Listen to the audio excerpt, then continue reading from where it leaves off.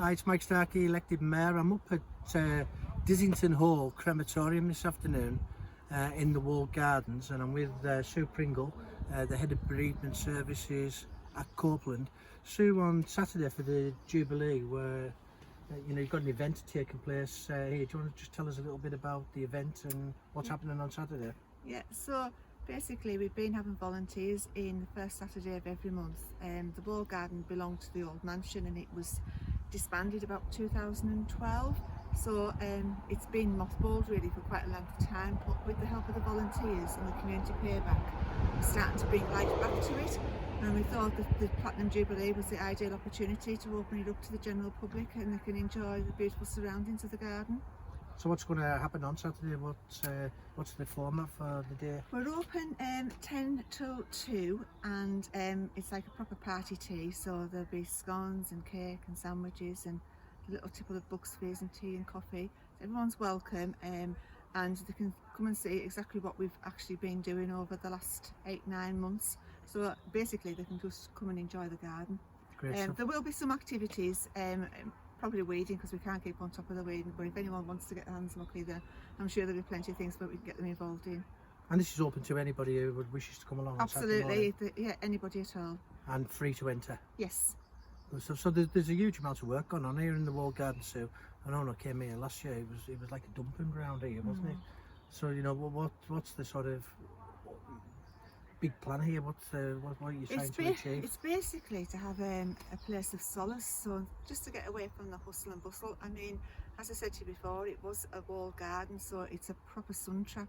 So it's just to get yourself away from all of the busy activities of life and just enjoy the beautiful surroundings.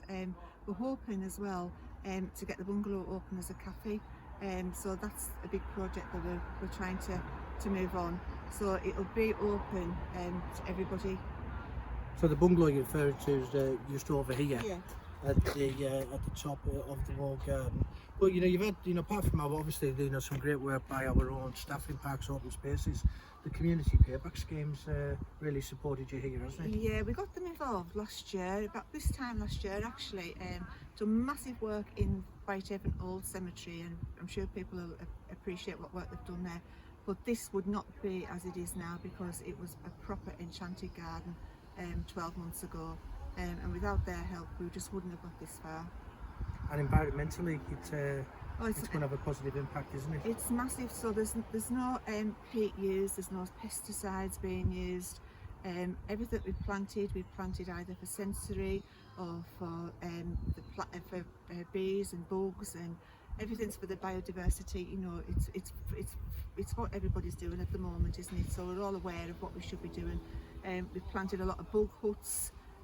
We've got compost heaps that have got spaces underneath for hedgehogs and wildlife. We've got a little pond that's been built by the community payback behind the back of the bungalow. So everything's geared around the wildlife and just maintaining it and protecting it.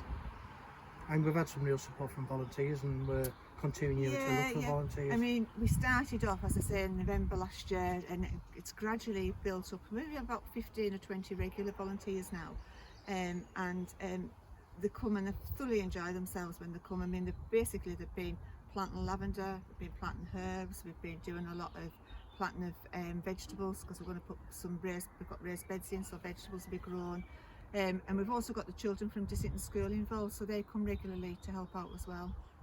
And this event on Saturday, that's following quite a number of events that you've initiated at the crematorium over the last 2 to 3 years. They have got really good support from the local community, haven't they? I mean, obviously people who've attended, particularly the Christmas ones, will have got a lot of solace from those services, but obviously COVID had an impact, and we've tried to do a lot of things virtually, so we've maybe had things that's been on our Facebook page that people could tap into, but we've done baby loss, we've done Mother's Day, Father's Day, so there's all sorts that's been going on in the crematorium. It might not be in a proper service because of COVID, but we've got a Mother's Day area now and a Father's Day area. We've got quite a lot of literature as well that people can tap into now from the baby loss event. And this has all been part of a huge refurbishment, here at Distington Crematorium. There's been a massive amount of money spent in trying to improve Yeah. a service that's so important because you're dealing with people at the lowest ebb. Yeah, I absolutely agree. I mean, we obviously things got curtailed a bit because of COVID, so we're still on the programme to develop the crematorium building itself.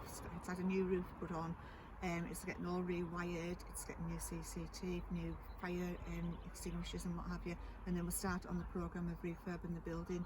But we've also refurbed the Chapel of Remembrance now. I think a lot of people who've attended that will know that there's a big benefit from that now. It's a lot calmer, a lot more modern, more tranquil place for people to go and remember their loved one. It is, it's fantastic. So Saturday we start at what time? What time do the gates open? 10 o'clock, and it's open to everyone, as I say, and we finish at 2 o'clock.